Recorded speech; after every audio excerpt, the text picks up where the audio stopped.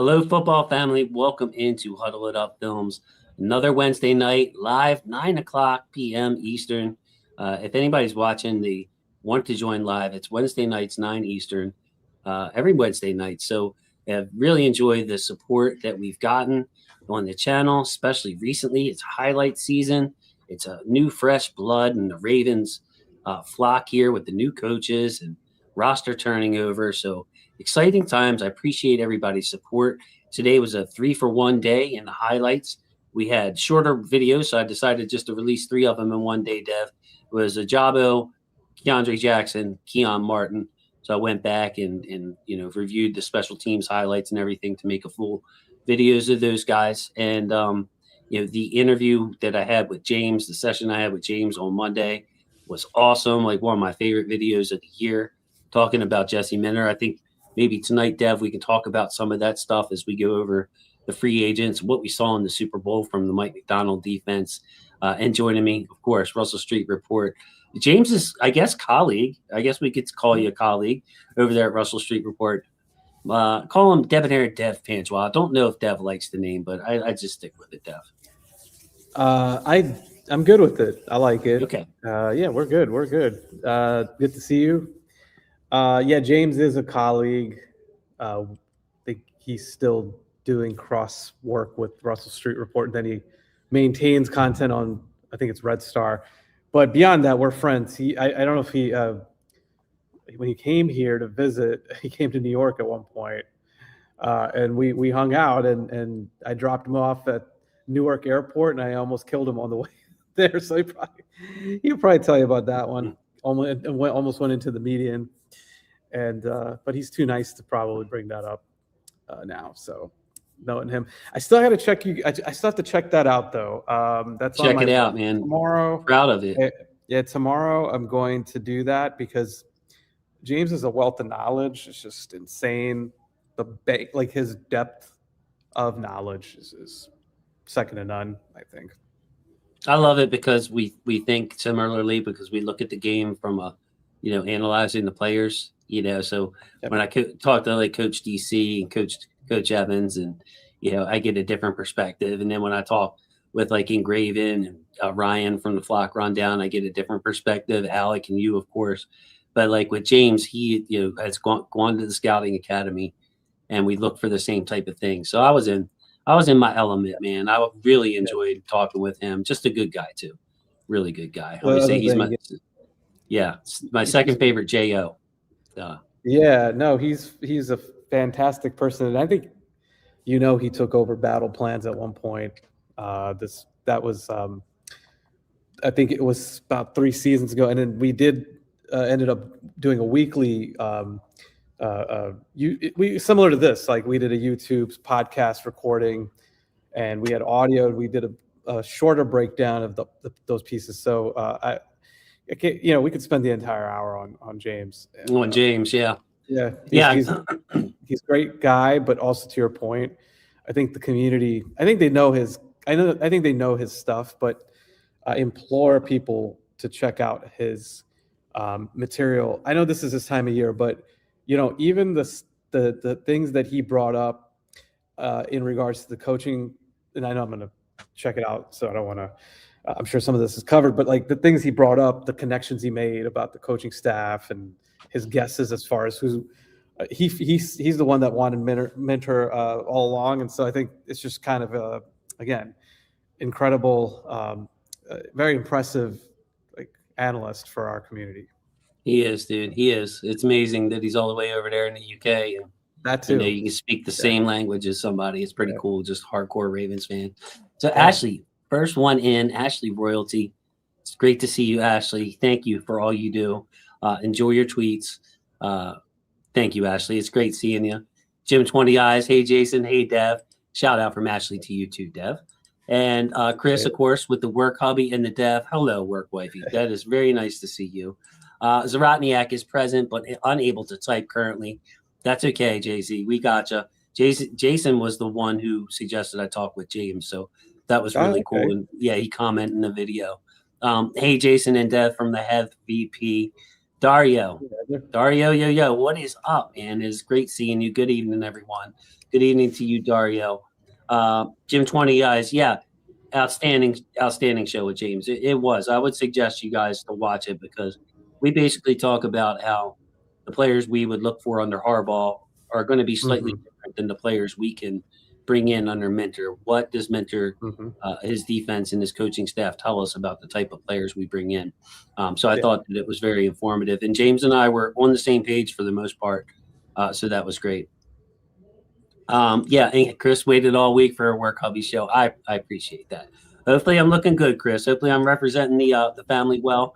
And by the way, Chris, James was the one who announced Teddy Buchanan's pick on TV from the UK. So I don't know if you watched the draft, Chris, but James came on the TV and was given the card and got to read the pick. So that was pretty cool. Yeah. Where is Alec? Alec is with the family. He is with the wife. He called out today. He said, I could maybe make it, maybe not. And then I got the text.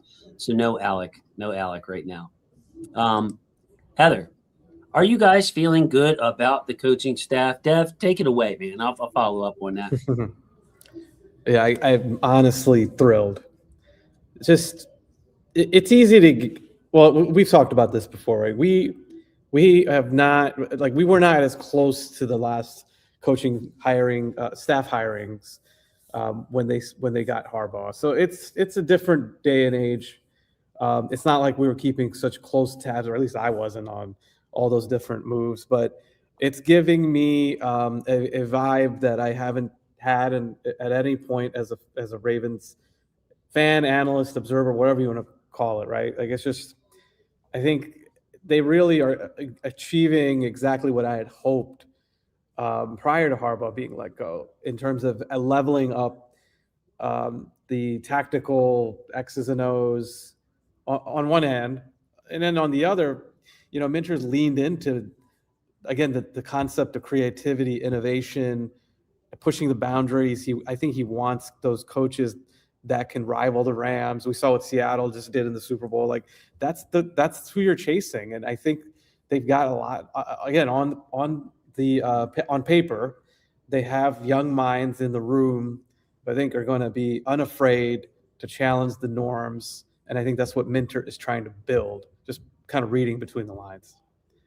I do too. And Heather, you know what the best sign for me was when he brought back Anthony Weaver, because that showed me that he's not scared of his position, or scared that of bringing back a Raven that kind of predates him. I mean, Anthony Weaver was drafted in 2002. He's a Raven to the T.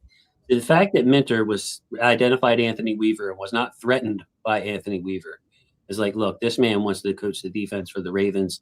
He knows the Ravens inside and out. I think he's the best man for the job. That said a lot to me, Heather, because a lot with the egos of, how it goes with egos of head coaches, they don't like to feel threatened. And what I get from Minter is he's bringing in the best person for the job at each position, with his team in mind. I mean, Mike Mickens from Notre Dame is a really impressive hire. People were trying to get him out of college. He wouldn't come. He comes to the Ravens. Declan Doyle, high upside. He's not afraid. Minter is not afraid to hire somebody. First-time play caller, famously 29 years old. So I think, Heather, like, for me, there's always going to be some nervousness, getting out of our comfort zone of what we've known. But to me, it's nothing but good. Co-Cap now is staying as the special teams coordinator.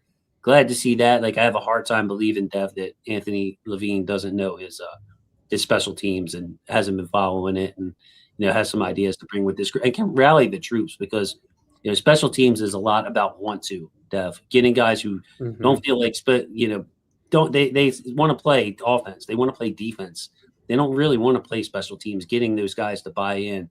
I think Co-Cap, by the name Co-Cap, you can tell that the guys respect him. He's a captain. Yeah. And it's interesting when you look at every level of the team, and now he's got extensions like a Co-Cap, and he's got and we talked about Weaver, just tying it together to the Ravens tradition on one side. Then you have a completely different with the offense, right? Like, they're bringing in and they're welcoming in new schematic inputs, and they're running a different offense, right? And it's going to be a mesh between what Sean Payton has run and Ben Johnson. So I just really also like the diversity, right? It's not one way or the other. He brought in college coaches too. You mentioned Bickens, mentioned what was it, Walker? Volker, I think it's Volker. Yeah, I think you're right there, Volker. So, and I know these are in Colbert's the most recent one, but like I know that a number of them are connected to Minter, and then there's some that are not directly linked to him or connected to him. So that's pretty cool too. And I just, again, it's an impressive assembly of coaches across the board. And then you have, like you said, guys that were sought after, like Ledford is one, and then Doyle was another. So like, again, it's a very impressive group. Heather, I can't imagine anybody like you really should be excited at this group. One thing I thought, one other thought. Sorry, Jason. Just I had. No, go ahead. I was just going to back you up and say, like, it's okay to say I'm going to wait and see, how this does to play out. I'm not getting too excited. That's perfectly fine. But I don't think you have any right to be disappointed in this coaching staff. Like, it's an exciting group for all the reasons that you were talking about, Dev. Yeah, the only thing that could be concerning, of course, is the lack of experience in some respects. But I was just going to say, like, this team has accomplished quite a bit without this level of coaching. If you think about like just 2024, where the team was at with subpar coaching, in my opinion.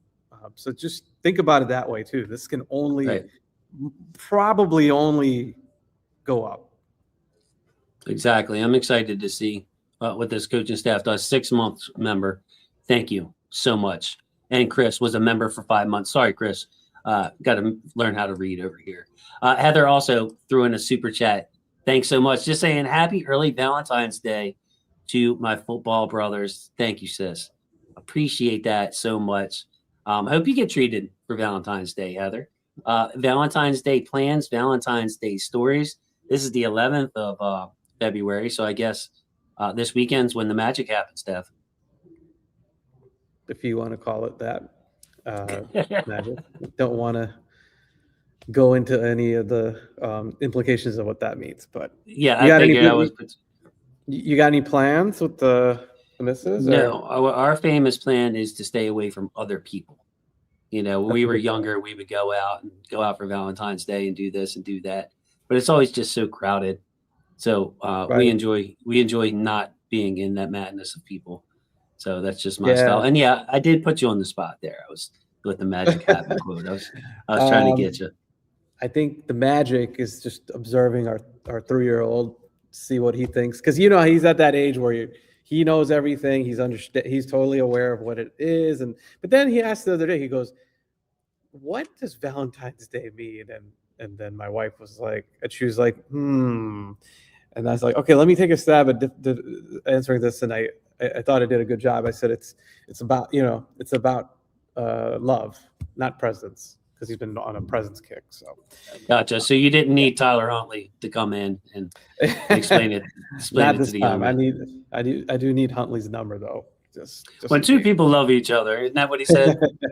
Yes. Thanks, Mr. Huntley. I got it all figured out now or something. That commercial was just awesome. That is Cosmonaut Project. Say hey, what's going on, Cosmo? It's great seeing it. The Queen Tila, great seeing you. It's awesome. It's awesome.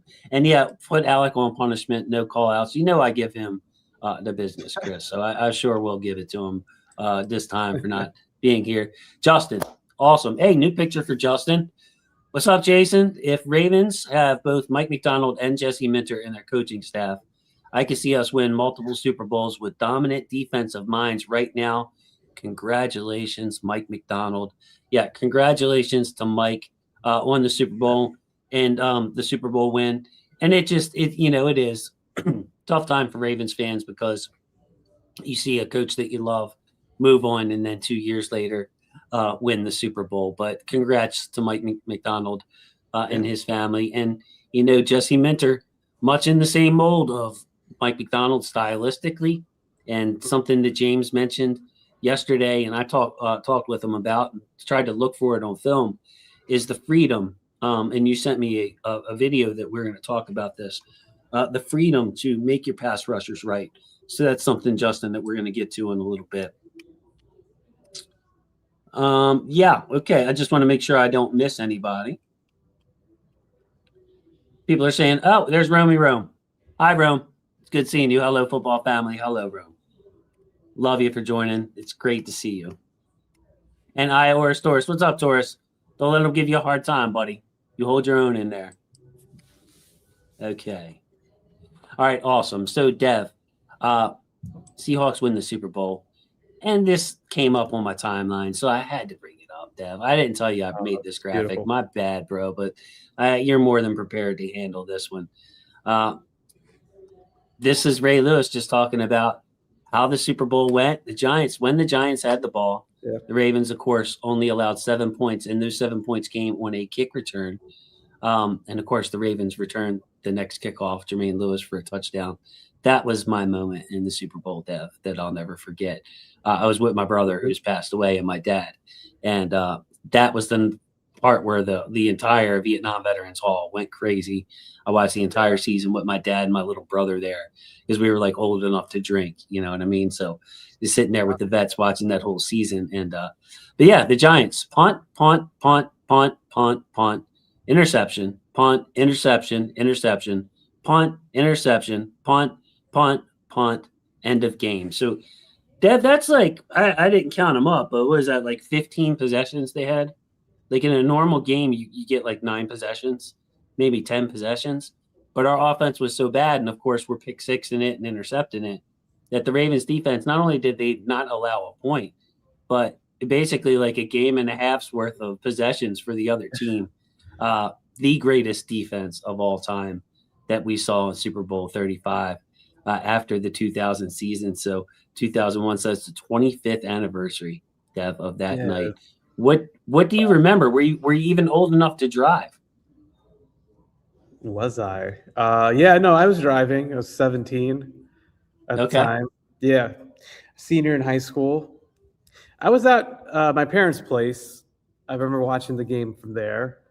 And to your point, I think everybody was probably in one place consistently during all those games, right? Like I was consistently at my parents' house. This was the house I grew up in. So was watching it with my family, and it was surreal. It was surreal to watch it. Now, it was, I think what I remember, it takes me back, like, you know, you're almost like sensory wise going back. Like, and one of the things was like, I can't remember why or how, but I somehow did I have a couple of days off or something? Or maybe I was just not paying attention in school. But I remember Super Bowl, the media day and like all that. That was a bigger deal back then because of you didn't have social media, right? Yeah, you didn't have a saturation of it. So I just remember the weeks leading up, like shows like you know, like Edge NFL, not Edge NFL Natural, but the HBO Inside show, Inside the NFL, right? Inside the NFL, and they were talking about how the Giants were going to win. I'm just going back and thinking about like all a lot, and people might think that this is crazy, but most people picked the Giants to win that game. Like most of the talking heads at that time, and then analysts, etc. So, and then it just, I mean, I think probably a lot of us were laughing at that. It's just kind of like, okay, you guys have no idea. It's like Brian Billick's line, they have no idea. They have no idea what they're in store for. And the defense played a perfect game, no doubt about it. They were just everywhere. There was 2 plays that I remember, Jason, like where there was one drive actually at the end of the half. That was where McAllister had the interception. They were moving the ball. I think they broke a run and they had a pass completion, and the best it was ever. It was like at the 50.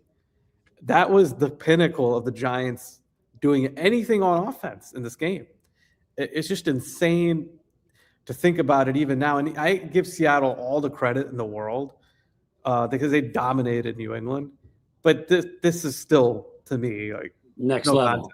No contest. The only team that compares is the Bears, and I didn't watch that. I wasn't old enough. I don't know if you watched the 85 I'm not. Bears I wasn't old enough to have any perspective. I watched it, of course, but You know, I was 9 Yeah. years old or something at the time, so it didn't matter. You know, it didn't mean the same thing. But I don't know. I kind of felt myself rooting for New England to score on Seattle at the end of that game, just for being Yeah. petty.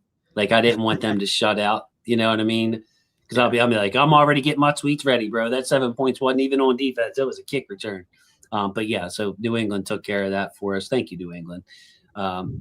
But Yeah, yeah, they did. just to reminisce, dude, it wasn't just 9 possessions. Look at all those possessions, man, that the Giants had. They could not do anything, man. Like Dwayne Starks, we picked Dwayne Starks over Randy Moss in the 98 draft, and Dwayne Starks had a pick 6 in that game. But it's Yeah. just, my goodness, just a total dominance. But I remember being at the Vietnam veterans, and Jermaine Lewis had just had his baby was stillborn. And you know, I don't know if that was like a few weeks before. Don't remember the exact time, but Jermaine Lewis went through the unspeakable tragedy of having a stillborn baby, and you know, played through it. He had a punt return in that Jets game for a touchdown, which closed out the season. I was at that game, That and was then the game after the that was after the game after he lost his baby. right, dude, that was like when it was really really heavy. And but anyway, still, you know, he's playing through it, and you got that on your mind. And you know, I was a young man at the time too, and it was just wild that like when they scored, it gave them a bit of life. When they returned to kickoff, it's just any kickoff return for a touchdown. It gives your team life. They feel like, hey, we got a freebie. Maybe we can get back into this thing. And then the very next kickoff, Jermaine takes it all the way, and that was when I felt like, Dev, it's over. It's over, dude. Like, there's no way to come back from this.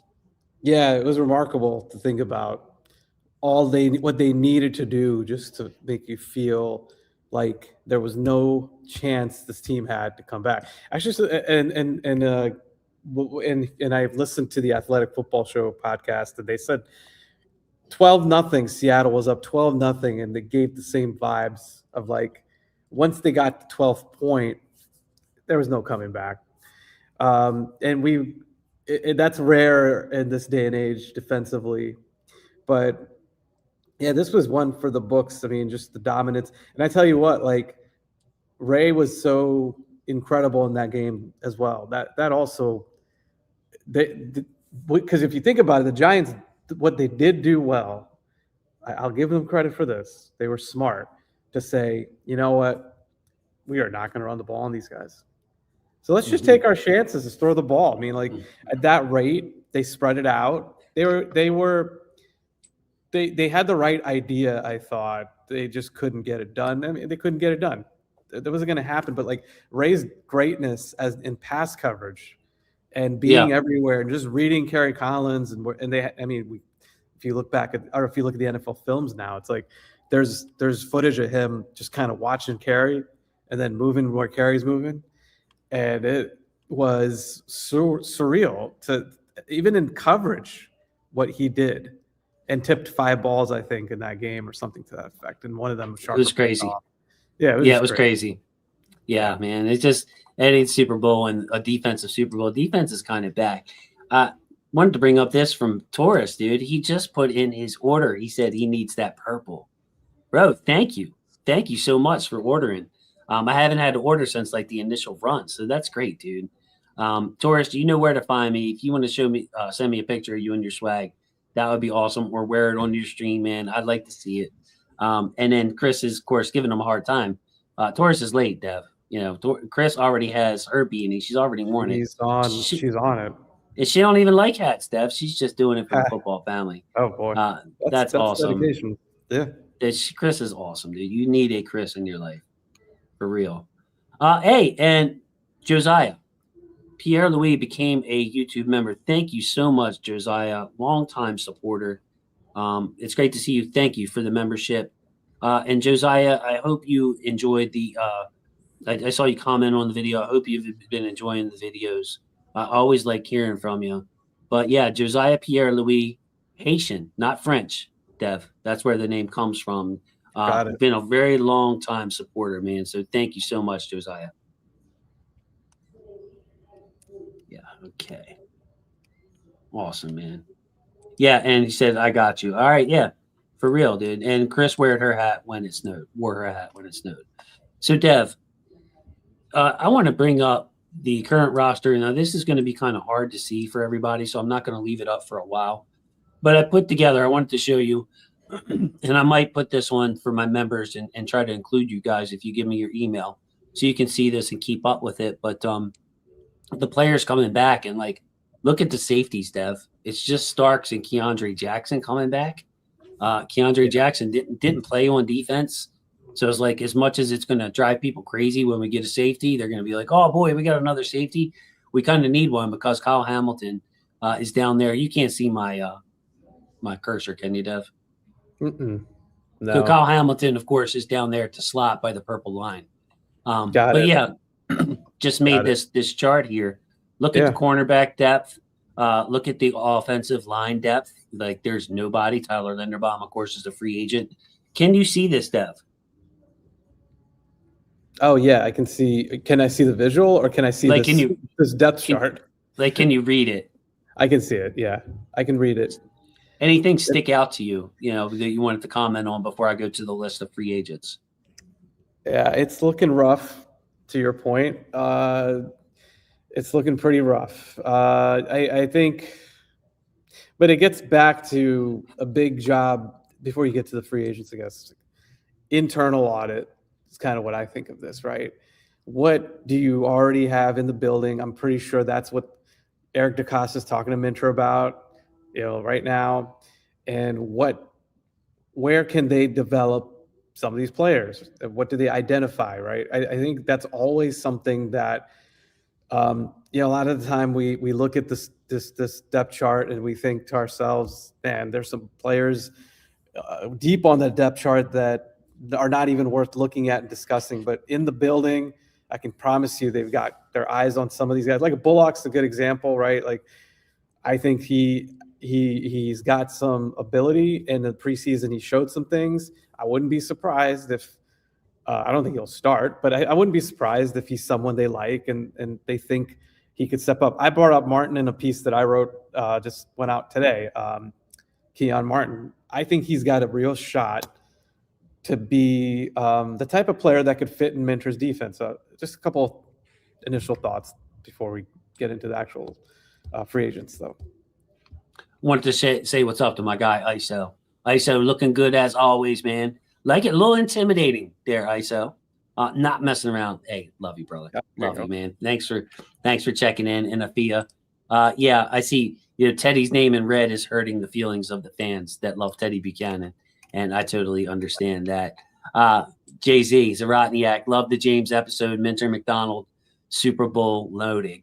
Hey, I don't care who we play. In fact, I don't even want to see Mike Mack in the Super Bowl. We didn't forget that. Give me easier matchup, Jason. Give me easier matchup.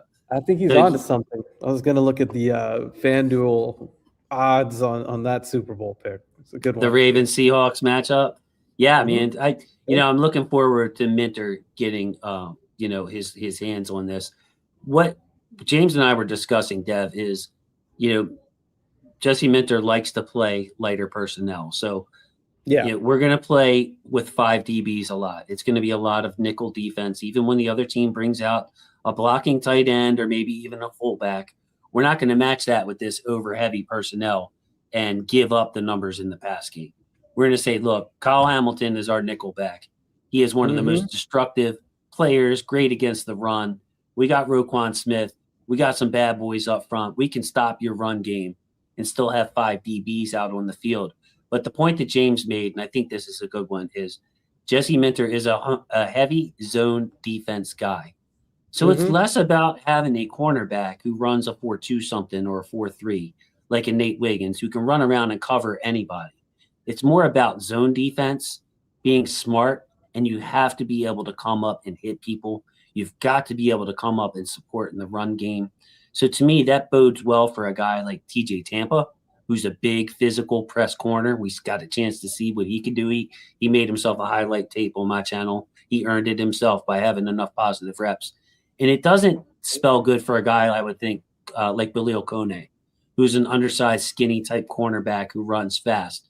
But basically, Dev, instead of an Alohi Gilman, instead of a Billy Okone, We need some rough riders on this defense. They don't have to be the fastest DBs and run a 4-2, 4-3. They've got to be good in zone. They've got to be smart. And they got to be able to come up and smack people.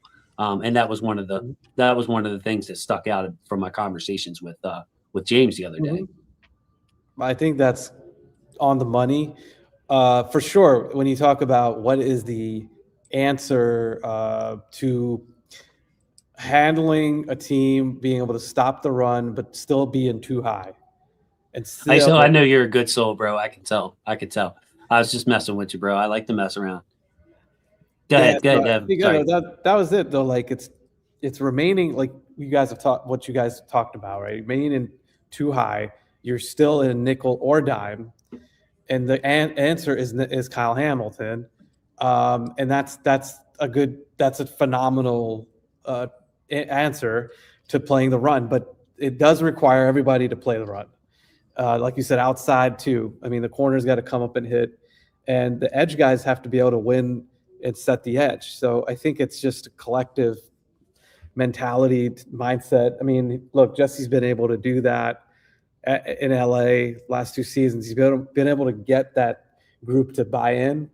So I don't see that being much of an issue. But yeah, there's going to be some pieces that they have to play around with. I think this is a great point by Killer Cam. Jesse's dad, of course, Rick Minter, who will be on the staff with Jesse, said he was in zone because he had zone corners. That's true, but you know what, Killer Cam, is that zone corners are easier to find than a Blazer who can cover man-to-man. I mean, covering man-to-man is the tough part. Getting yourself a press man corner, that's a first-round investment type, or you're taking a shot like, with a developmental guy who may be able to do that. But, something that I've been thinking, Killer Cam, is that, Jesse Minter got the best out of, guys like Tarheeb Steele, Dante Jackson. Right. I'm forgetting the other cornerback. Like those guys aren't as good prospects as Wiggins and Tampa. Like Wiggins and Tampa are much better players, much better prospects. And Jesse Minter was able to coach them. Tony Jefferson had 4 interceptions for him. Oh, he did all defensive backs. Their defensive backfield outside of Derwin James, who he didn't even really use in a traditional defensive back role, right? Because he was such a hybrid. He's the Hamilton of that defense. So he's the Hamilton. I agree with you. Wiggins has the chance, to me, to ascend to high heights because he has all the physical ability. I think you bring up an interesting point because I think he is better suited in man and being able to use his speed, cover downfield. So what types of combination coverages can they run? Being able to use Wiggins to his strengths. But I think they're going to get the best coaching possible. He's got more talent to work with. I think. So where I'm going with this is for Killer Cam's point is that zone corners you can draft later in the draft. They don't have the physical skills. They don't have to have the physical skills of Nate Wiggins. They're just smart football players who know how to play zone, pass it off, spacing, timing, can drive. What that allows you to do, Dev, is spend that money and spend those draft picks on defense on the guys up front. Yeah. So like if I have a corner that I have a 92 grade on, and I have an edge rusher that I have an 88 grade on, well, shoot, I don't care that the edge rusher has a slightly lower grade. I'm going to take him because I know Jesse Minter can get the best out of a 80 graded corner a few rounds later, like a Tarheeb Steele or whoever, and we're going to ride with it, man, and we're going to be okay if we can play zone. I agree with you. Yeah, no, that's a good observation, and they've been the opposite the last few seasons, right? Investing a lot of draft capital, 1s and 2s in their defensive backfield. Their secondary. They need to flip that. Yes. And even with this depth chart right here, it looks really concerning up front and at the face of it. But you brought up a really good point about Dante Jackson. Look at and not directly Minter, right? But even if you look at the idea of what McDonald did here with Ronald Darby and Millette, he was able to get those guys to play at the highest level possible, but also put them in the right positions to win and to get the best out of them. So I think Minter has, I think they will have some opportunities to bring in vets whether they bring back Chid Owuzie or not. Maybe there's a couple guys in there. I fully expect those players, and you brought up Tony Jefferson, like they're going to get the veterans that they bring in are going to rise up, I think, and play well in the scheme too. And he's going to get some diamonds in the rough. So Killer Cam, great comment, man. Thank you. Yeah, he had zone corners, but what it tells me is we can play some zone and invest more in that front four. The flock rundown, Ryan, one of the most kind people. Dev, you've got to meet Ryan. We will bring him back on soon. Awesome. Oh guy. yeah, Ryan's a good guy and does his own thing, which is much love to him. Ryan, I was watching one of your videos, I think it was a few days ago, maybe before the Super Bowl, and the production and the graphics you have on them are he's freaking awesome, man. You're doing great work, Ryan. You're putting your own style on it, which I really respect, man. You're doing your own thing, and I love that. Yeah, man, it's great to see Ryan in here. Yeah, Killer Cam backing himself up. He adapts to his personnel. It's very, very right. Can I hit on something else? Please do, and I might bring up a comment or two while you're doing it because I want to acknowledge people. But go ahead. Free flowing I love the way we're free flowing here, just jumping around. But I also think Malachi Starks. You hit on a really good point. What was it, a couple weeks back, talking about in his rookie season, he was asked to defend the deep ball. And he was really not going to take any chances, and that's kind of how it played out. He played it safe. I do think, I'm just theorizing, I think his role changes in the sense that he gets back to some of the I'd say multiple positionless kind of role he had in Georgia. Not all the way, but he played a lot more all over the field. And why not have two guys that can kind of give you that with Hamilton too, right? Like if you can move Starks in the slot, and you would probably need to have a safety you feel comfortable with that can handle deep coverage if you do some of those things and you move Starks around. But I don't want to see him just be Earl Thomas, right? Right. Kind of stay. That's what James said. Said. Okay, good, because I think that him having the season he had is not reflective of the player that he is. I think he's definitely capable of doing, and we saw that in Georgia. He snap to snap would move around, right? So I think both. that's another thing. We saw both, by the way. His next to last year at Georgia, he was in the post. He was a free safety. His last year at Georgia, they got Dan Jackson, undrafted guy, and Malachi had to do a lot of everything because Dan Jackson couldn't. So he got to do both. And, when we look at the safety room, let's start with our free agents. Alohi Gilman, Ardarius Washington, free agents. So they're out there. You see them in the black on the right. Gilman, to me, does not strike me as a Jesse Minter fit because of what we were talking about with the ability to come up and really stop that run. You're going to have some guys get loose. Minter does gamble on the run game with the numbers.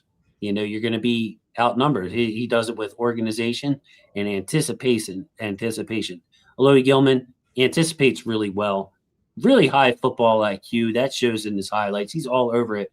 He's just, you want somebody to complement Starks with some physicality and some versatility like Malachi has. It's just with Alohi Gilman, and curious to see you guys' comments on a Gilman, but to me, he's somebody that I would let walk. He would not be a bring back guy. Whereas Ardarius, I'd be open to keeping him because we've seen how good of an open field tackler he was. He only got to play a few games last year. That's not the Ardarius we know will probably be affordable Ardarius with his injury history. So you're taking a gamble with the injury history. You're probably going to need to bring in another corner or a safety. But for me, I would say I would let Gilman walk and I would try to sign Ardarius. Dev, what's your thoughts there? Yeah, I'm with you for the reasons you pointed out. And Washington, I want to see, or I guess where he's at in the recovery to be able to be trusted more in coverage situations, right? Because his role was really to play underneath, to play the slot, and that's something I think he can do. He can do physically, right?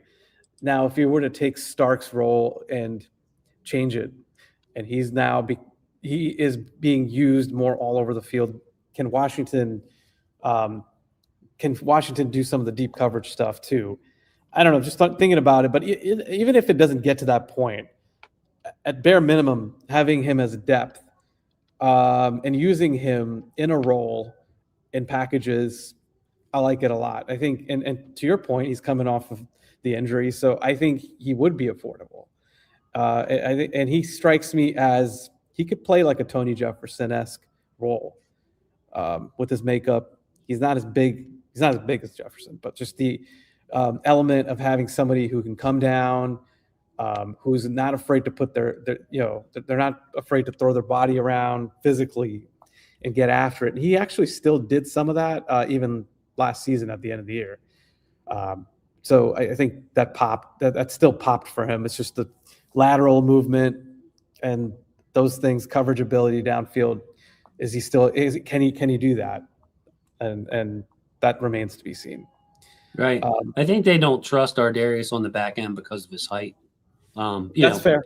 Think about like a sideline pass to a guy like George Pickens, tall receiver. Or he got taken. I mean, T. Higgins did take him, I think, apart. Right. A ball, at least one deep ball down the field. He struggled on a route. I think if you bring back Ardarius, my main fear with Ardarius is, number one, the injury history, but also if you bring back Ardarius, they might want him to be boxed into a strong safety role, which would, be like, well, we need Malachi to still play free safety. That's where I was struggling just now, and I'm like, right. if they could exchange places, if they could be some flipping of the two, it might work. But if you're unsure about if he's only a box safety, then he's depth. Right. Then to me, he's a backup.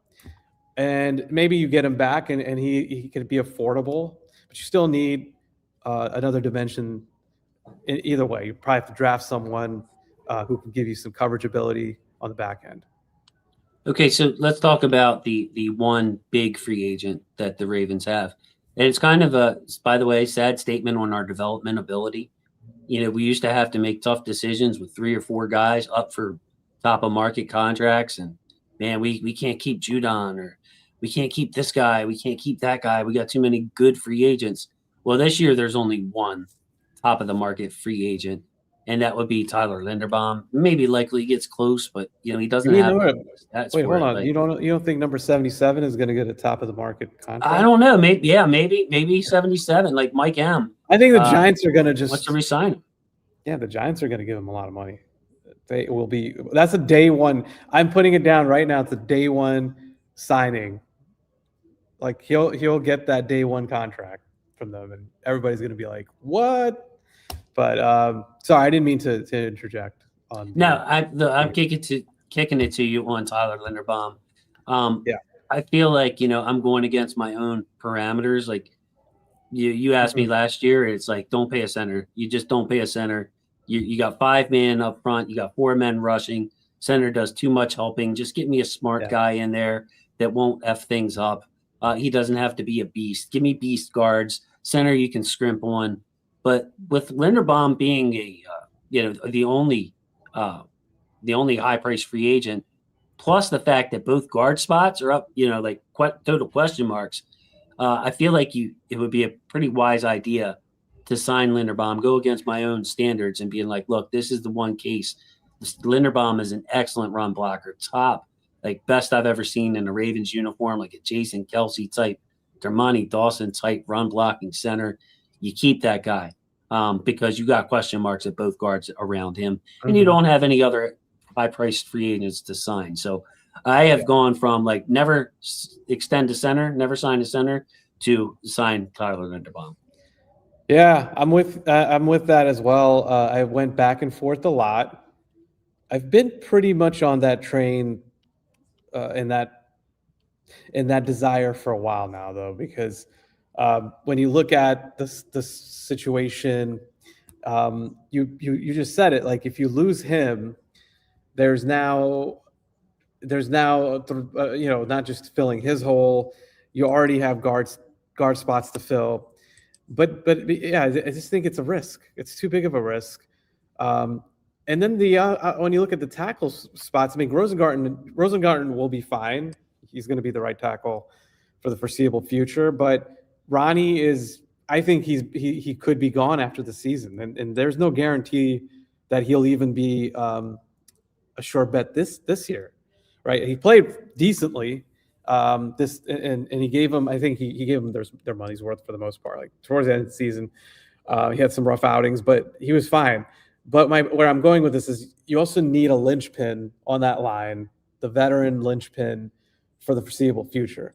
And so to me, if you're looking at it like just you bring back Linderbaum and he's going to take over the mantle from Ronnie, I'm good with that too. And I like that in a way. It's interesting too.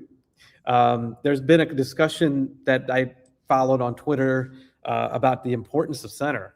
I don't know if I think I sent it to you though, but now it's being viewed the pass protection side of it. Then I'll jump to the run blocking in a second. But on the pass protection side of it, the belief is because of Mike Macdonald-esque defenses where you're really doing a lot of sim pressures, you're bringing inside blitzes in coordinated fashion, stunts, and also when you think about the defensive tackles, right, emphasizing their interior pass rush inside out, that they've become more important, especially to be able to decipher everything, right? You want to play the clip that you sent me? Yeah, sure. Let me bring it up for you.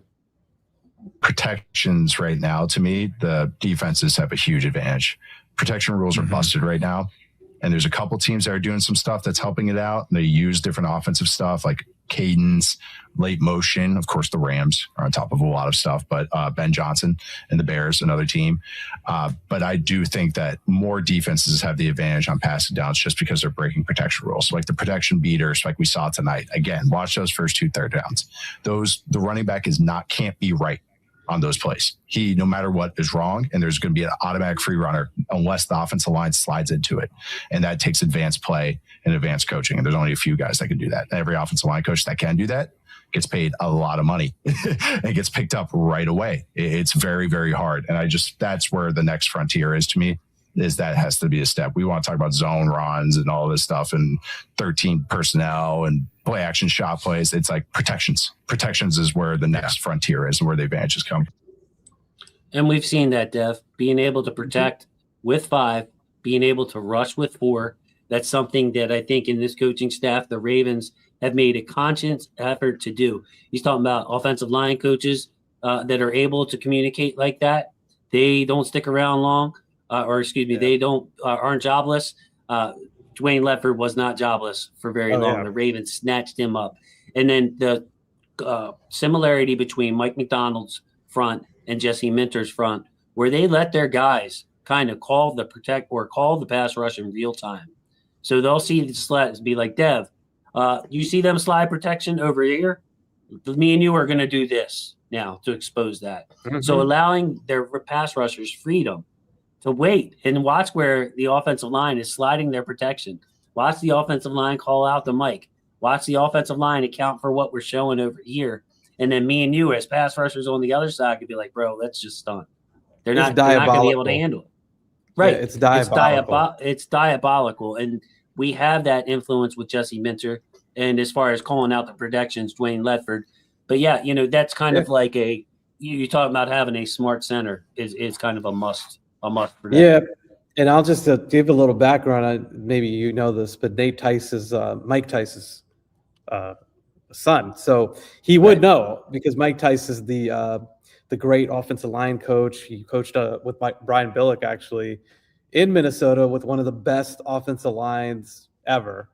That group, that engine that drove the 1998 Minnesota offense. But yeah, I all of it together, but then Linderbaum in the run game with Ledford, and now you're looking at more zone predominantly. I just can't see a world in which he's not back. Now, and somebody, and we talked. I talked about this with someone earlier today about Linderbaum. Actually, the money part. Here's the thing, Jason. Linderbaum's agent already knows that they're going to be above market. It's going to be 5-6 million APY above market. So if he hits the market, there's going to be a bidding war. There's a lot of teams with a lot of cap space that need a center. So the Ravens need to get to 20 million. In my opinion, just get into that sweet spot, get into that zone as close as possible, and I think get it knocked out, or else he's gone. 100% I think that gone. what we're looking for as fans here is Lamar to sign his extension as quickly as possible, and then to get Linderbaum done as quickly as possible. So you're able to keep Linderbaum from hitting the free agent market. You might need to do Lamar's contract first, maybe not, but I think it would help the Ravens flexibility wise to not pigeonhole themselves in and be like, look, let's get Lamar done. Lamar, we need to get this contract done. We'd like to get this contract done so we can go ahead and sign Tyler before he hits the free agent market. Tight ends, likely Kolar. Maybe we'll just go on offense for the rest of the night and hit the defense next week. Likely in Kolar, though. Interesting decisions. To me, it's all about what price they have. Now, you can find a blocking tight end in the draft. You can find a F tight end. For people that aren't sure what that means, that's more of your move tight end, like an Isaiah Likely, oversized slot receiver, not somebody that you would line up next to your right tackle and obliterate people like a Nick Boyle or a a George Kittle. Likely is more of a move tight end, an F player. So you can find F players, F tight ends in the draft. You can find Y tight ends, flex tight ends like Kolar in the draft.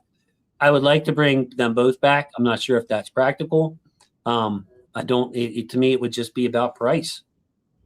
Yeah, I like.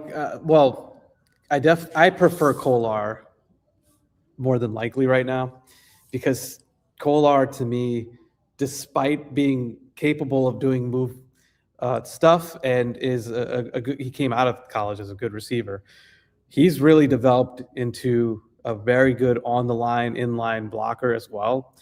But the cool thing is that he's also very, very capable on the perimeter and able to get out in space. He's able to get and track players and get those blocks out in space. So if we think Doyle is going to bring over a lot of what the Bears did, then he really fits well with what they did and what he would want to do here with more 2 tight, 3 tight even, because you'll need an H-back.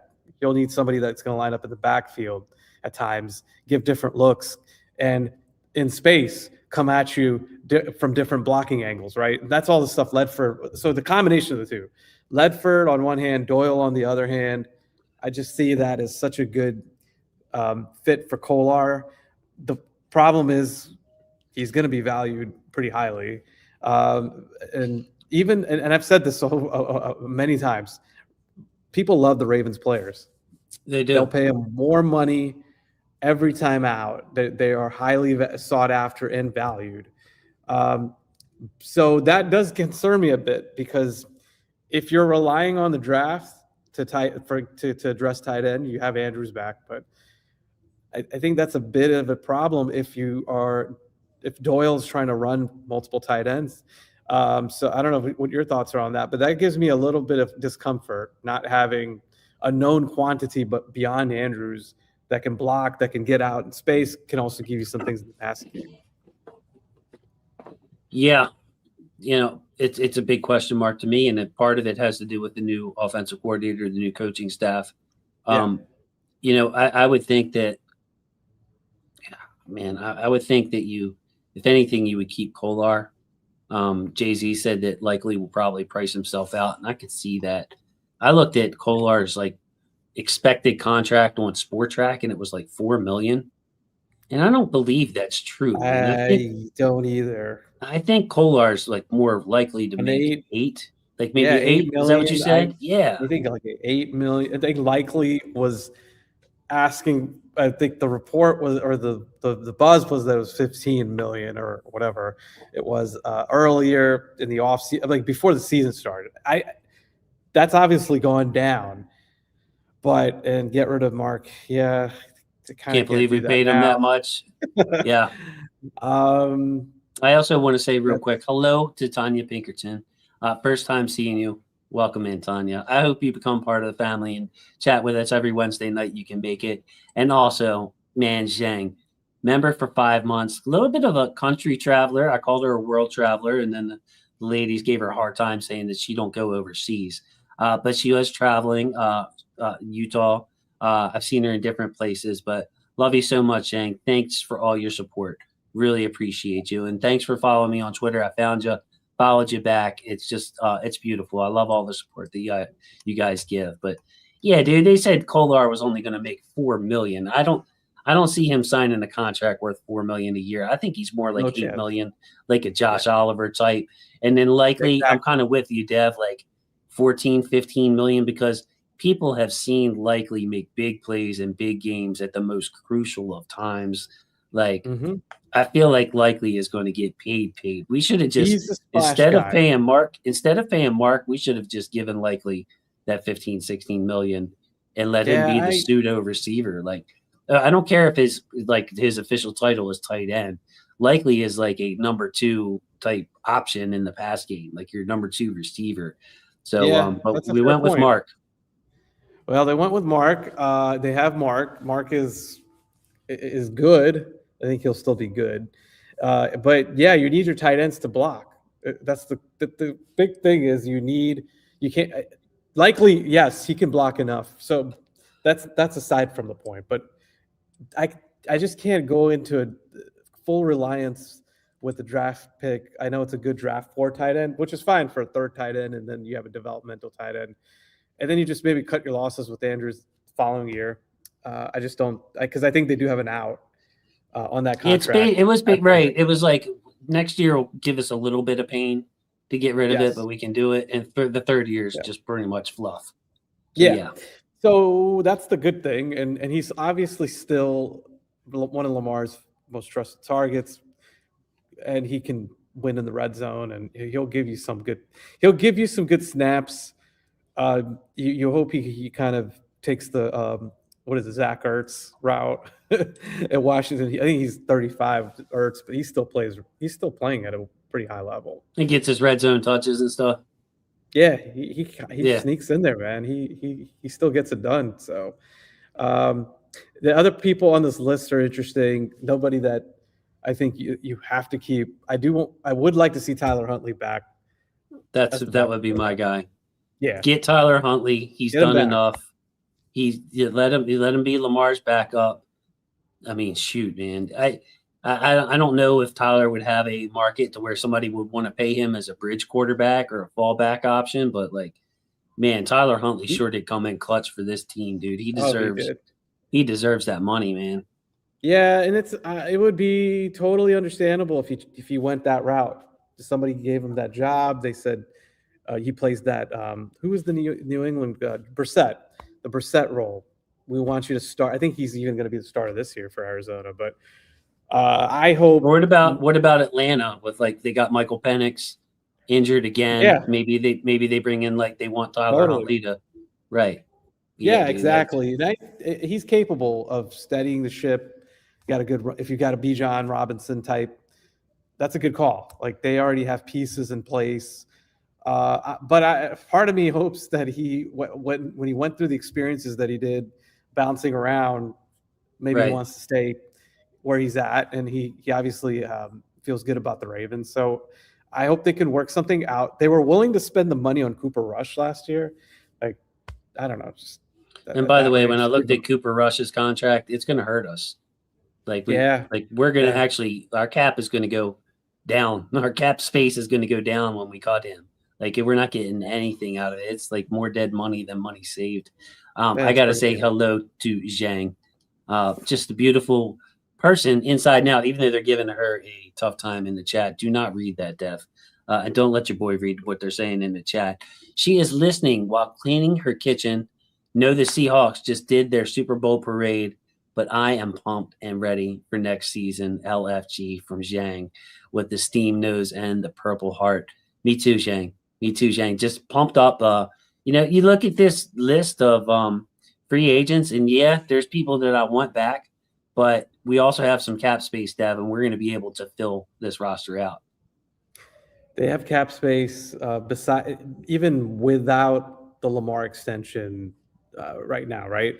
So there's that. I'd also fully believe that's why you brought Jesse Mentor in, right? You're looking at him. It's going to be a big ask, but that's part of the job. It has to be that you're going to also coach up and help develop a lot of the talent that's already in house. So there's some of that. He had to do that with the Chargers. They didn't exactly load him up with all this talent. We talked about the 5th round corners, and the reality is that they didn't spend that much money. They were 31st at spending on defense this year. So I think part of that is going to be also factored in. But 14th pick in the draft, and you're carrying that over in each round. So EDC is definitely also on the spotlight. Like, he's got to knock it out. But to your point, they do have some money to work with, and I fully expect them to be pretty aggressive, more so than they have been the last couple of years in free agency, with adding a impact defensive player. That's what I see. There you go. Offensive line, I think, is also on the table as well. Maybe an interior lineman, right? But I think on the front line, it's going to be the decision of, do we sign Draymond Jones for 12-13 million a year, or do we abstain from that and pay for somebody that's a little bit better, frankly. Maybe you do that and then go into the draft with pick 14, it's best player available. So that could be awfully tempting, right? Just kind of knock that out, but then you could still get a defensive lineman. Certainly, that's the best player on the yeah. So I don't know. To me, that's one thing I'm looking at is to your point, free agency, they've got some cap space, but I do think they'll manipulate things a bit, void years, whatever it may be. And I don't think they're getting Max Crosby, but I think they will sign, maybe it's Trey Hendrickson. They'll sign someone, and we'll be like, oh, wow, they made a bigger splash than they have last couple seasons. So to finish up on the offensive side, Faalele, no chance he comes back, not only because of the scheme that Dwayne Ledford wants to run and Declan Doyle wants to run, but this is one of the rare cases, fellas. Daniel Faalele got run out of town by the fans. Like, if you're Daniel Faalele, if you're his parents or whoever comes to the game, maybe his girlfriend, whoever, his brothers, sisters, you don't want to come back to Baltimore. Daniel Faalele got booed at the stadium. Booed at the stadium during introductions. Got screamed at when he was coming off the field going into the tunnel.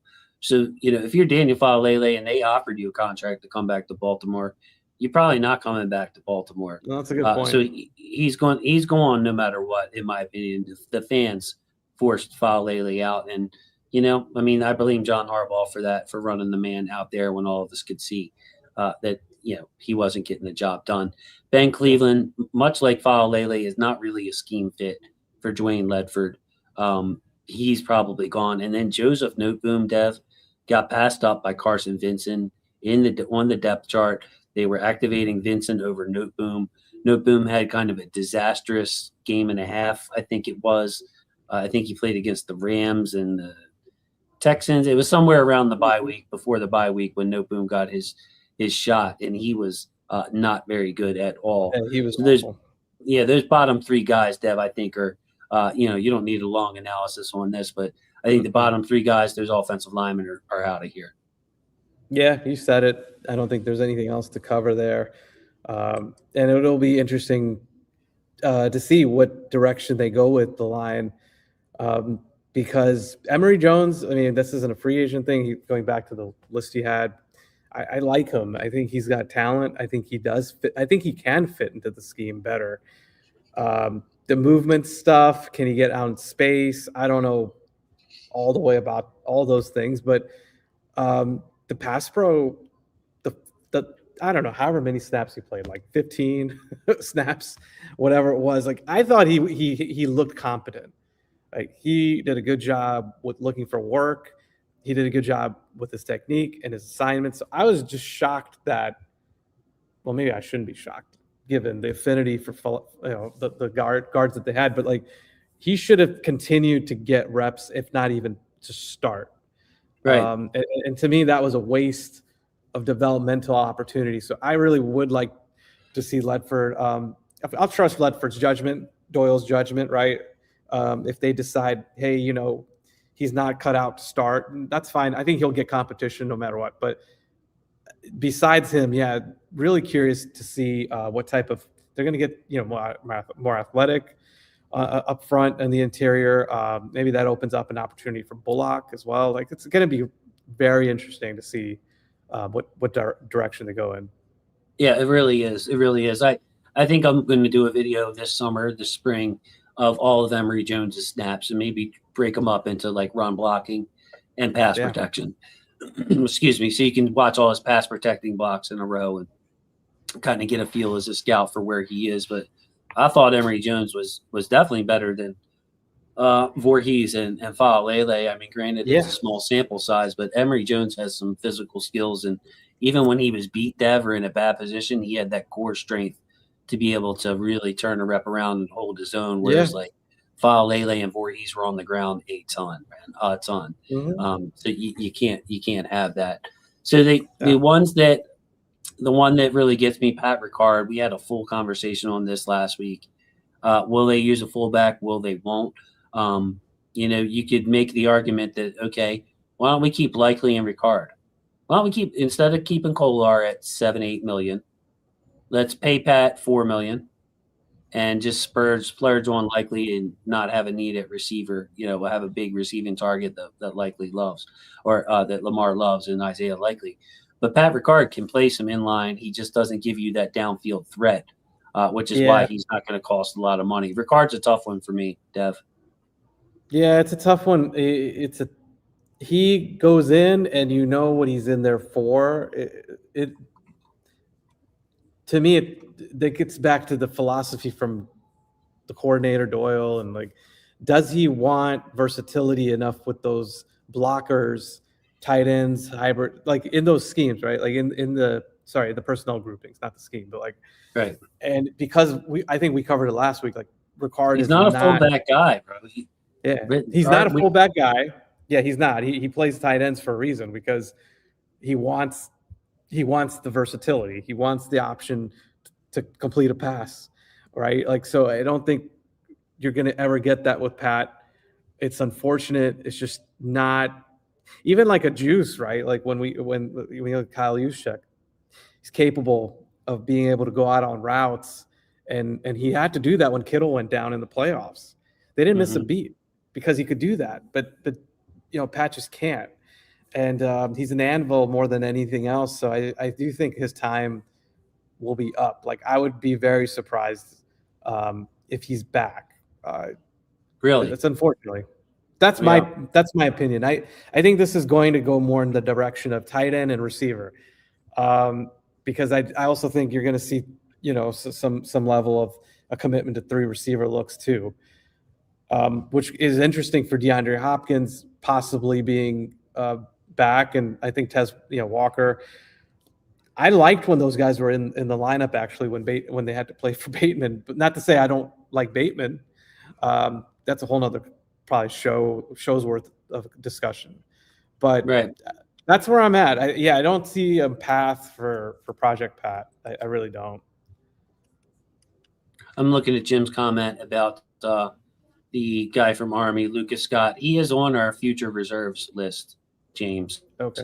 So maybe you know what that means better than me, but I think that he's basically signed up. Like, we have control over Lucas Scott, the fullback, if we wanted to go that route.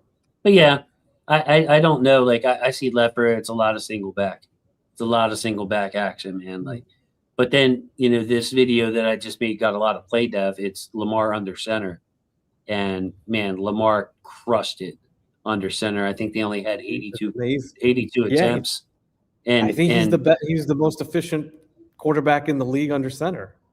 So if you want to go with Yeah. Ricard on this team and run some I formation and under center stuff, like when you say when Ricard's on the field, you know what he's on the field for. Yes, but it doesn't mean it's going to be a run play. Like, man, our No, play no, no. action Yeah, game- that could be Right. a pass. Yeah, and he's just he's an extra blocker, or he helps the line. He has a lot of value. I don't want it to sound as though he doesn't have value. I mean, the value is obvious, and he clearly has value with Derrick Henry in the run game. He can get to his spots. He's terrific. He's awesome. But one thing I'll kick it your way. When they didn't have Pat, they had to play the way that they might have to play now if they decide to move off of him, right? In the beginning of the season, who was the guy that they brought in? The name escapes me, but they went to a lot of 3 tight end and 2 tight end, right? He was the lead blocker. They tried it out. I mean, they had no choice. And they did have. Well, because likely was hurt too, I think. But that was right. So that was a preview of like that was Zaire Mitchell. Zaire Mitchell Payton was his name. Yeah, and that's a preview of where this could head if they don't get it right, is what I'll say. Like, you could have all the frills you want with the tight end and like use the tight end the same way, and if it's not going to work from a blocking perspective, yeah, that's going to be a problem, to say the least. So in this receiver room, just to go back, we do have Zay Flowers, we do have Bateman, we have Devontae Walker, we have LeJohntay Wester. I think Devontae Walker has to be a part of your plans next year. He just flashed so much in his very, very limited action with his passing ability, but also his blocking. You can line Tez Walker up in the slot, Dev, and have him take a safety or corner. And Devontae is big enough to really get after it. Yep.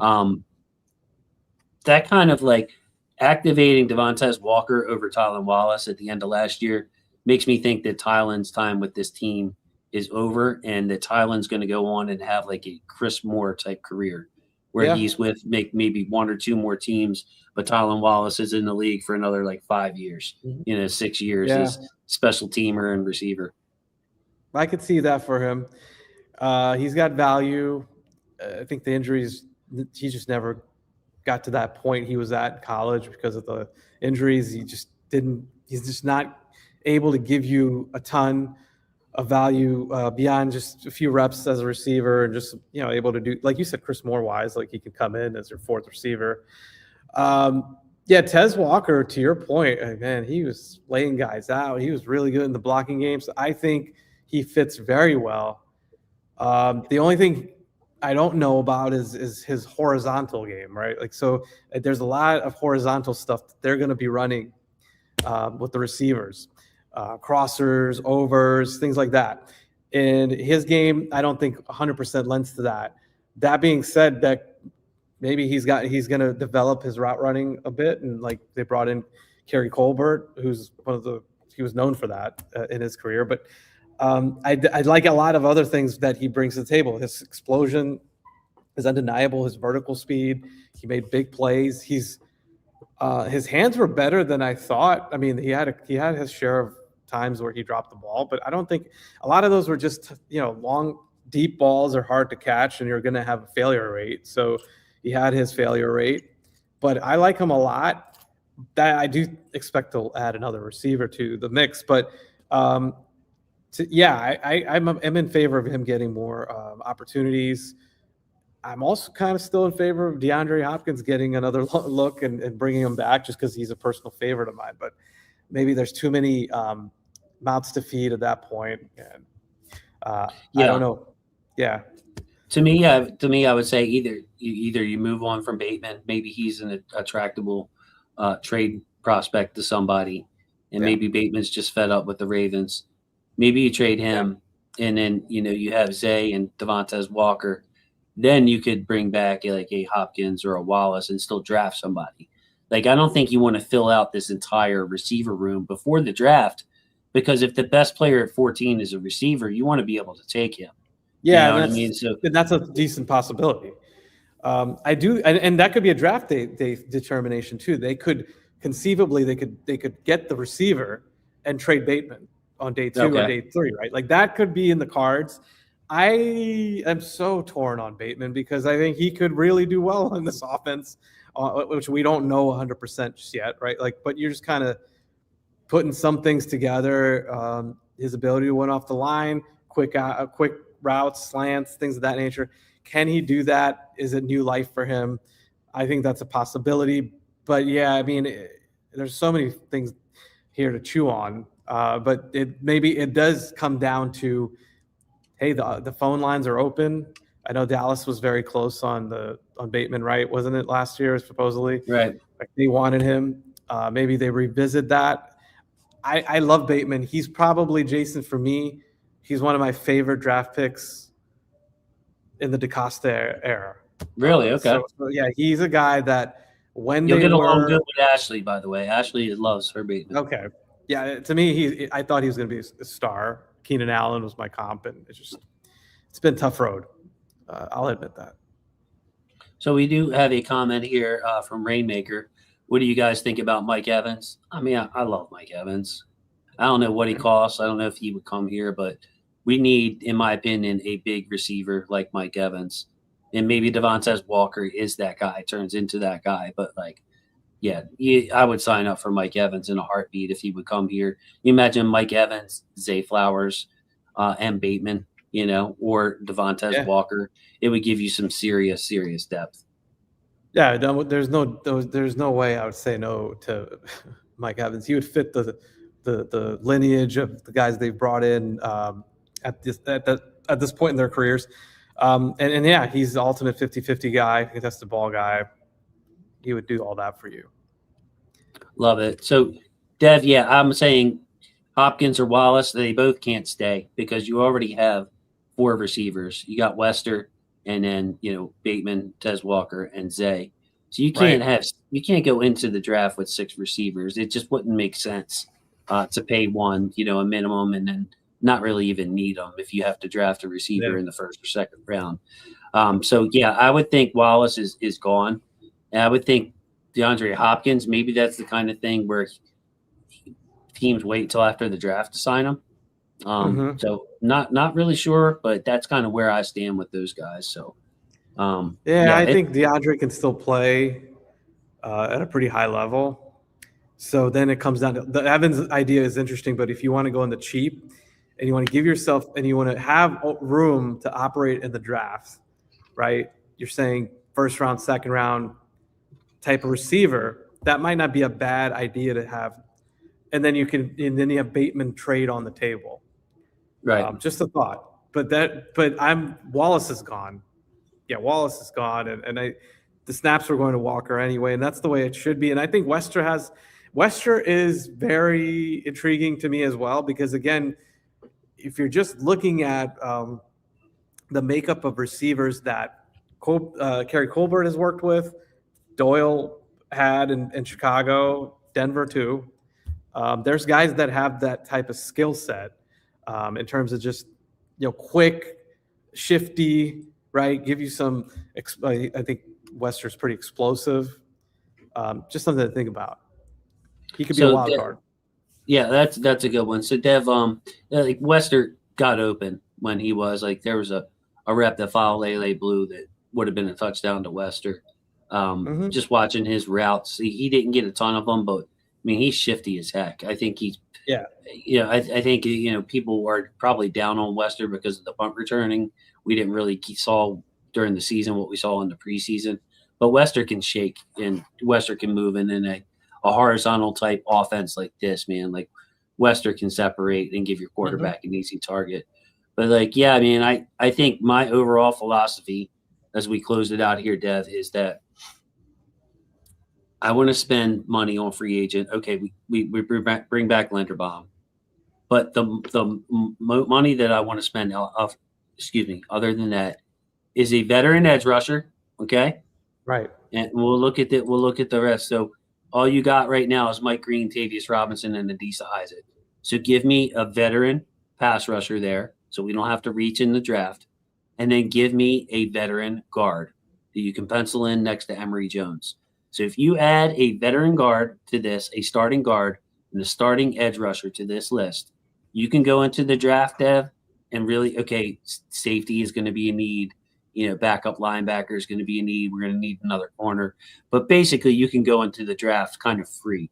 Whereas if you don't sign an edge rusher, you're going to have to reach and draft a good one. If you don't sign a guard, shoot, you might have to go Vega in the first round to get yourself a starting caliber guard. So sign a guard in free agency, sign a pass rusher in free agency. To me, that seems like we can revisit this a month from now, and I'm betting that's what the Ravens are going to do. Yeah, I like it. I'd have to. Like if you look at the who's coming back, Dev, you know what I mean?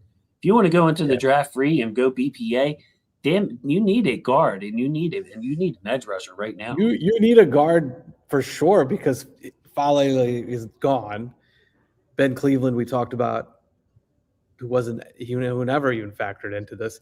So even if you had the mentality, okay, we'll let Jones and Voorhees battle for one of the guard spots, which I know a lot of fans are probably like, I don't want to hear that. But I think that's reasonable, right? Like, especially if you bring back Linderbaum. So if you re-sign Linderbaum, one of the guard spots is a battle with those two. But you do need a good, quality, reliable guard then at the other spot. Like not just and it could even, I mean, if you want to go the draft route, like you said, you're pigeonholing yourself anyway. So it's kind of like, I'm with you. And I'd have to look at the list of guards. I think even a guy that's good but doesn't have to be great is fine. Like I think that's where I'm at. But frontline pass rush, defensive line, whether it's an edge or an interior defensive tackle or a Trevor Pryce type who can give you both. That can play inside, he can play outside. That's I'm with you there. And I think, and then add it again in the draft, first couple rounds, and then just keep adding it because this is what you need to do. This is how you're going to restock that front line, right? Even with Travis Jones, even if Justin Madubuike is back, like you have to play this as if you are getting nothing out of him. Is how DaCosta has to do this, and learn the lesson from Ronnie Stanley years ago, right, where he didn't prepare, thought Stanley would come back. So I'm with you on both ends, and it would be surprising if they didn't add a veteran on both sides for that factor. That's what I'm thinking, and then maybe like finally we get a third safety too, because you can see there's only two safeties on the roster, and Keandre didn't play any snaps on defense, so it's really only one. Somebody who can play deep, and then and then we'll be cooking, because now all of a sudden you have all kinds of things. Mentor, Mickens, all those guys can do with the defensive backfield. What is it, Volker? PJ Volker. Yep. I got Volker. So yeah. And Emery, he can play right side or left side. Yes. And bring in and draft a left guard. I think Emery gives you position flexibility, Jay-Z. I really do. He's just a very natural. I've seen him play right guard. Saw him play left guard last year. Yeah. He's the real deal. He did well in left guard. At left guard, his reps, to your point, were quite good for never playing it before and be like, hey, go out there. Yeah, absolutely. I'm very high on him. I think the talent is there for him to develop. And if you want, again, take that one spot and let them battle it. And Voorhees, you can make the argument. I know. Our All-22 coach is on it when it comes to him being poorly coached by Warhop, and I agree with that. So maybe that is just how you look at it, starting over. So I want to say thank you to everybody for tonight's episode, starting with, of course, Dev himself. Thanks, Dev. And I want to say thanks to all the support we've had. The video with James a couple of days ago is a really good video. I'm proud of that one. We had a 3-for-1 today. Keon Martin, Keandre Jackson, a part of the highlight release today. Still like another week to go on the highlights. Roquan's coming out. Marlon's coming out. Still got Charlie Kolar video coming out. Tavius Robinson still to go. So we're coming down the stretch on the videos. About 40 videos, Ravens highlights coming out. Thank you to channel members tonight. Membership given away. Can't wait to see who that came. The super chat from Zhang, the super chat from Heather. Love you guys so much. It's great seeing all the members. Ryan gifted a membership. And who was it that said it was Josiah? Josiah joined as a member tonight. And then who was it that got the purple, said that they got the purple? Was that Taurus? Shoot, who got the merch, Dev? Sounds about right. Why am I blanking? I'm blanking now, and I'm looking up. It might have been somebody was like that. I got to get I put in their order for the merch. And by the way, our guy Mark say Kalijah Cansey seems like a one is on the trade block. There's a pure 3 tech for you, Dev, if you want. Okay. He's a guy that I had lower in my draft board because we didn't draft guys like him. Because Kalijah Cansey can't 2-gap. He can't be that big Ravens defensive lineman. Well, all that crap has changed now. Something that James and I talked about on the phone yesterday is that we're opened up now. But yeah, I can't find it. Whoever did it. But thank you for ordering the merch. Appreciate that. Thank you to my football family. Thank you to Dev. Dev, any final thoughts before we go? No. Thanks to everybody tonight. Great questions. This is a fun time of year now that the coaching staff's virtually locked down. I think they filled every important play. It was Taurus. It was Taurus. I'm sorry, buddy.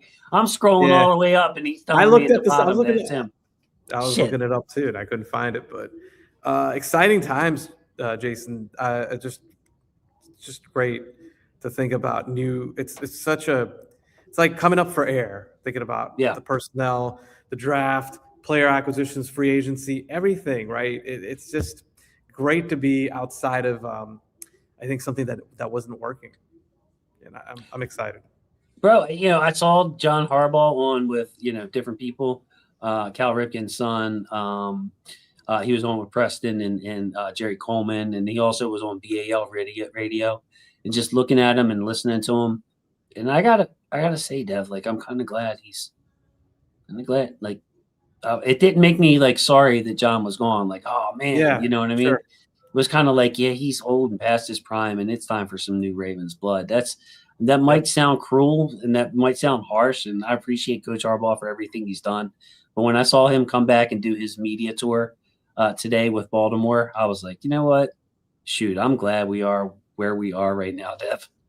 I didn't see any of it. I've held off. That's a tonight thing when I take the rest of the night off and catch up. But I'll say this: watching the Super Bowl, it really energized me because I think that's where the staff. I'm not going to put the lofty kind of like, okay, they will get there, but the upside is there. And that's all I can ask for, right? With ownership and Bisciotti and at this point, like saying, what we were doing wasn't working, but the upside, like you said, Minter and McDonald see things very similar. I mean, they were the 2 guys that helped build what this is now, this defensive scheme. So that also got me going, thinking about the coaching, just new regime and the possibilities, seeing the Super Bowl and that elevated, like, oh my God, like these guys really are going to coach things up. They're going to make adjustments. They're going to come up with innovative plans. All that got me going. And I was telling my buddy, defense is back in vogue a little bit. You look at those teams that made the Final Four and the Final 8. They were all, they were a lot of top 10 defenses in there. And we're that kind of team again, where like how the NFL has cycles, man. It's an offensive year, it's a defensive year. Yeah. What seems like the running game with all the 2 high safeties, without getting into a lot of technical stuff, running the ball is a little bit more back in vogue, even though it's still a passing league, and defense is a little more back in vogue. They'll probably have to make some new rules to make the offense more points pretty soon, Dev. Can't do this anymore on defense because we're not scoring enough points. We need to mark it. But Rainmaker 80. Thank you, bro. First time here, definitely not the last. Every Wednesday at 9:00. So with that, thank you to my football family. Love my football family. Dev, please say good night to the people, man. Great episode. Good night, everyone.